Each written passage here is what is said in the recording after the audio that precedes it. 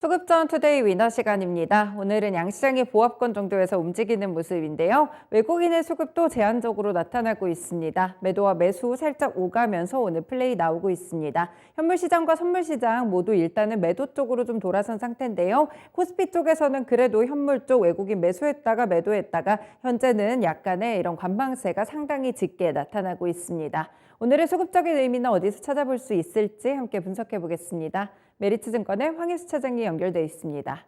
차장님 안녕하세요. 네, 안녕하세요. 네, 먼저 오늘장 수급 특징부터 짚어주세요. 국내 증시는 전일 미국 증시가 휴장한 가운데 이렇다 할 특별한 이슈는 없는 상황이었는데요. 다만 연준의 11월 FOMC 의사록 공개 이후에 어떤 금리 인상 속도 조절에 대한 시장의 기대감이 높아지고 있는 상황이었습니다. 여기에 전일 같은 경우 20일에 통화정책 회의 의사록이 공개가 되었는데 12월 이후에 금리 인상 속도를 늦출 가능성을 높이는 그런 내용이 포함이 되면서 계속해서 글로벌 자산 시장에 약간 긍정적인, 센티적으로 긍정적인 움직임이 보여지고 있는 모습이다라고 보시면 될 것 같고요. 이에 따라 국내 증시 같은 경우도 물론 거래량이 많이 줄어든 상황이지만 주요 수급 주체들이 일부 업종 그리고 개별 종목에 대해서 순환매 장세가 계속해서 나타나는 모습이 연출되고 있다 이렇게 보시면 될 것 같습니다. 네, 기대감은 지속되는 가운데 업종별 또 종목별로도 순환매 장세 나타나고 있는데요. 현재 구간 코스피 수급부터 보겠습니다. 네, 오늘 외국인이 가장 많이 매수하는 종목은 보시면요. 일단 코스피 쪽에서는 10일 거래일째 카카오뱅크 매수하는 흐름으로 현재 관측되고 있고요. 포스코홀딩스와 카카오, 고려아연, KTNG까지 현재 리스트로 자리 잡고 있습니다. 일단 카카오 같은 경우에는 국세청의 특별 세무조사 소식이 있었음에도 불구하고 오늘은 이렇게 좀 매수 쪽으로 돌아서 있다는 점 나타나고 있고요. 고려아연 같은 경우에는 전략적인 파트너십 이 부분이 부각이 좀 되고 있습니다. 외국인이 매도하는 쪽에서는 삼성전자와 SK이노베이션, 코오롱글로벌, 현대두산 인프라코어, LG생활건강까지 매도 리스트 올라오는데요. 중국 사업 리스크가 LG생활건강 쪽에서는 꾸준하게 부각이 되고 있고요. 코오롱글로벌 같이 오늘 급등하는 종목들도 함께 차익 나서고 있습니다. 기관이 매수하는 종목 삼성전자 1위 종목 나타나고요. 포스코홀딩스와 삼성 SDI, 현대로템, SK이노베이션까지 현재 매수하고 있습니다. SK이노베이션은 12거래일 만에 외국인이 매수 쪽으로 돌아섰다는 점도 상당한 특징이고요. 네, 기관이 매도하는 쪽에서는 오히려 카카오뱅크를 매도하고 있고 카카오 그룹주들 함께 빠져나갑니다. 코오롱 글로벌, LG 에너지솔루션, SK 하이닉스까지 현재 매도 쪽으로 잡혀 있는데요. 외국인과 기관의 매수 매도 리스트가 상당히 좀 혼조세를 기록하는 흐름입니다. 네, 오늘 코스피 종목들 가운데 어떤 두 종목 꼽아볼까요? 오늘은 카카오뱅크와 포스코홀딩스를 말씀을 드리겠는데요. 카카오뱅크 같은 경우는 그동안 주가가 계속해서 조정을 받은 가운데 최근 들어 외국인을 중심으로 한 저가 매수세가 유입되고 있는 것이 특징적이다라고 보시면 될 것 같고요. 이런 외국인 수급으로 인해서 카카오뱅크 같은 경우 어느 정도 좀 주가가 바닥을 다지는 모습이 보여지고 있고 오늘 같은 경우도 마찬가지로 외국인을 중심으로 한 카카오뱅크에 대한 매수세가 나타나고 있다라고 보시면 될 것 같습니다. 포스코홀딩스 같은 경우는 그동안의 어떤 실적 기대감, 그리고, 특히 신사업 부분, 2차 전지 소재 부분에 대한 성장 모멘텀이 부각을 받으면서 최근 주가가 상단에서 계속해서 유지가 되고 있는 모습인데, 오늘 같은 경우 다시 한번 공사의 어떤 리튬 사업부의 성장성이 부각이 되면서 주요 수급 주체의 매수세가 유입이 되고 있는 것이 특징적인 부분이다라고 보시면 될 것 같습니다. 네, 오늘 외국인이 매수하는 두 종목을 골라주셨습니다. 두 종목들 가운데 오늘의 위너 종목 선정해 주세요. 포스코홀딩스를 말씀을 드리겠는데요. 포스코홀딩스 같은 경우에는 4분기 같은 실적 같은 경우 포항제 철소 침수 영향으로 시장의 컨센서스에 미치지 못하는 실적을 발표할 것으로 전망이 되고 있습니다. 다만 일회성 요인이라는 점에서 주가에 그렇게 크게 영향을 미치지는 않을 것이다라고 말씀드릴 수가 있겠는데요. 공사 같은 경우는 중국의 어떤 철강 생산 그리고 수출 폭이 계속해서 감소하면서 공사에 직접적으로 수혜를 볼 수 있다라고 보시면 될 것 같고 가장 큰 주가의 성장 모멘텀이라고 할 수 있는 리튬 공장 같은 경우 내년 말에 공장이 가동이 되면서 어떤 2차 전지 소재 사업의 가치가 주가에 계속해서 반영될 가능성이 높다라고 말씀드릴 수가 있겠습니다.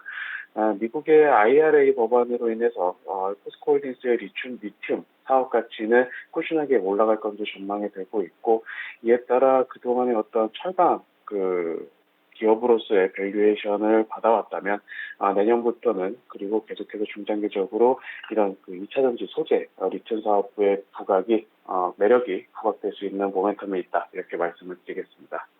네, 리튬 사업까지 포스코홀딩스 본업과 신사업 쪽에서 함께 주목을 받습니다. 다음으로 코스닥 시장 넘어가 볼게요.